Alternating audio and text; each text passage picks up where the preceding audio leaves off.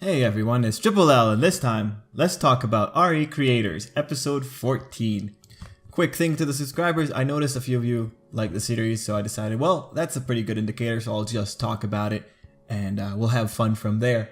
But anyway, guys, RE Creators, episode 14, we got a new opening. It was pretty alright. The RE Creators openings I don't think are that impressive. That's not fair. I don't think... They're not for me. The opening, this one, it continues the exciting kind of feel that the openings have.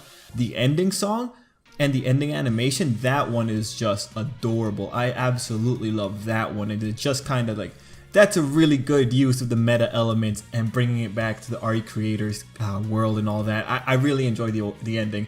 The ending is pretty awesome in both animation, and the song is adorable. Anyway, let's talk RE Creators episode 14.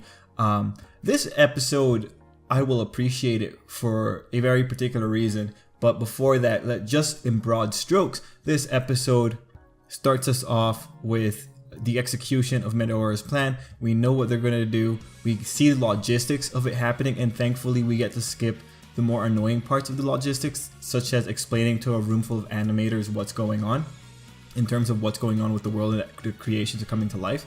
But the episode itself takes us through the government logistics, how they're going to do this, how they're going to try and win people over, what are the main parameters that they're targeting. We know that it's acceptance, people need to accept these things.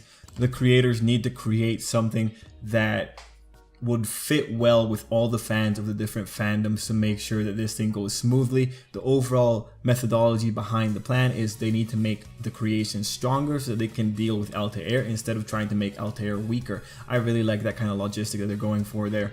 So really, it's a very people-centric episode. You have the government person, Kuchihara, I think that's her name. I messed up her name, but she's doing a lot of the work. She's getting things going, and I really appreciate that. And then on our personal creator sides, we see the struggles that they are going through and just the different feelings that they're kind of taking into this. And finally, we end off the episode with the introduction of the new creations that are popping in. We get the girl, who I assume is from a romance type series, and then we get the guy who is from Mirokuji's world, and we know it's the main character from Mirokuji's world because in the opening we see him holding the body of a girl. We know from the recap episode that that is the sister that Mirokuji allegedly slaughtered. So, pretty cool that we're getting two new characters, two new creations into the mix. Pretty awesome. We didn't see Mirokuji's rival at the end, but we did see the girl from the romance. Now that's broad strokes. Let's actually talk about the main meat of the episode, and that is, it's a very human episode. It's centered around very human problems, and the reason I'm going to appreciate this episode is because from the very beginning, when we're dealing with the nameless animators and writers in that room with the government agency and all that, when we're talking with them, the lady says something that I think is just... She says something, and it's not funny when you consider the actual status of the industry that is animation. Like, the animators in the episode say that they're gonna die. They can't possibly do this amount of work to get this plan going and off the ground. Like, this is an attack on multiple fronts. There's short story, there's novel elements going into it, there's the anime element going into it. Man, it's a big undertaking. It's a big production. It's gonna be rough.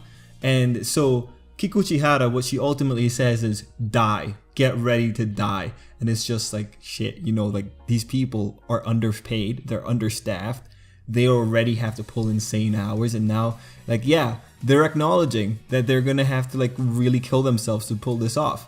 And I appreciate that, because the moment you get that particular scene happening there, it premises what unfolds for the rest of the episode, and I really appreciate it, because some people could say it's melodramatic, and it's like, yeah, fair enough. Any kind of drama in anime when it's like this is usually melodrama.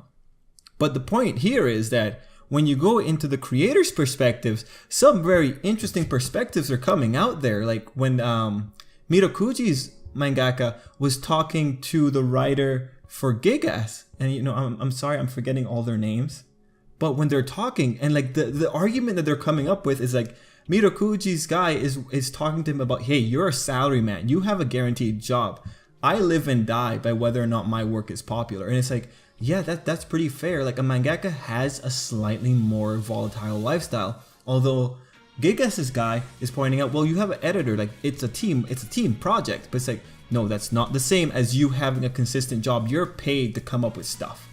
I have to try and like that argument, it feels like that's a legitimate argument that two people in professions might have. And the thing is, when people are in their professions, when people are stuck in like what they do for a living, they will get very defensive about what they do, and they will start to like draw these commonalities and differences between people who seem to be in a similar profession to point out that we are not the same, right? And think about that. People tend to do that when it comes to professions. It's going to be those natural biases that people are going to carry in, and when their ideas are being thrown around and having to hit with other people that they might not necessarily respect, that come from a different workflow than they do. I thought that was a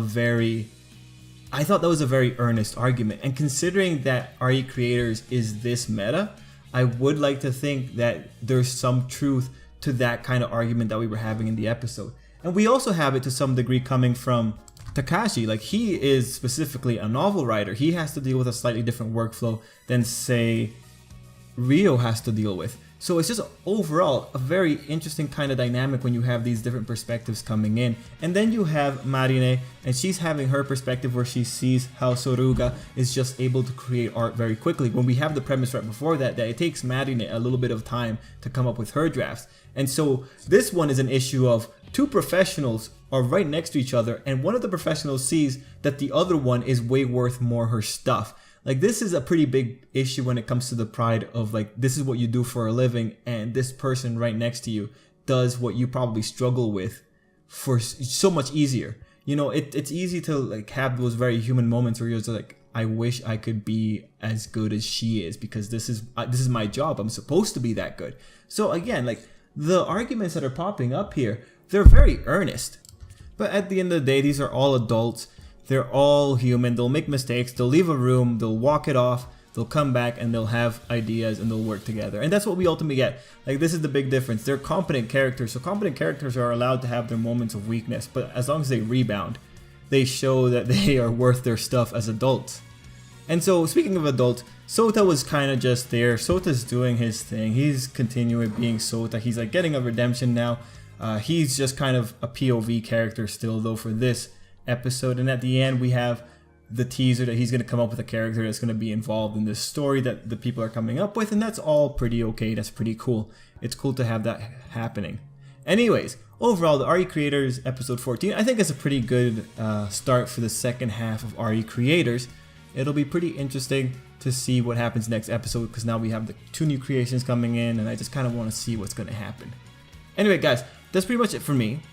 If you got this far and you like this video, consider subscribing. It does help out the channel. Also, leave a comment down below if you have anything else to add to this episode. But yeah, guys, thanks for watching. Till next time, I hope you have a great day.